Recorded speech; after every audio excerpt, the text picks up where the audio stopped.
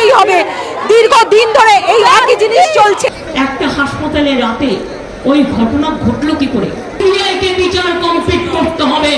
মাত্র পাওয়ার মমিতার খুনে সুষ্ঠু বিচারের দাবিতে আন্দোলনকারীদের হাত থেকে মোদি বাঁচাতে গণসম্মুখে এসে সবার কাছে ক্ষমা চাইলেন মমতা ব্যানার্জি, দিলেন মমিতার খুনিকে ফাঁসি।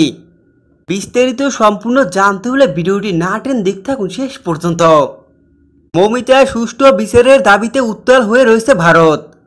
সরকার পতনের ডাক দিয়েছে বিভিন্ন রাজ্য থেকে। এতে প্রতিবারই আসছে বাংলাদেশের প্রসঙ্গ। সাবেক প্রধানমন্ত্রী শেখ হাসিনার পরিণতির কথা।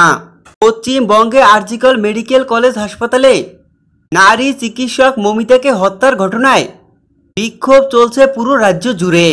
এই আন্দোলনে শুধুমাত্র চিকিৎসকই নয়, যুক্ত হয় সমস্ত স্তরের লোকজন। ভারতের সমস্ত রাজপথ উত্তাল হয়ে রয়েছে মমিতার খুনে সুষ্ঠু বিচারের দাবিতে। এমনকি তারা এক দফা দাবিতেও সমাবেশ ও মিছিল করে যাচ্ছে মুখ্যমন্ত্রী মমতা ব্যানার্জিকে পদত্যাগ করার দাবিতে। ক্রমান্বয়ে এই আন্দোলন ভয়াবহ রূপ ধারণ করে।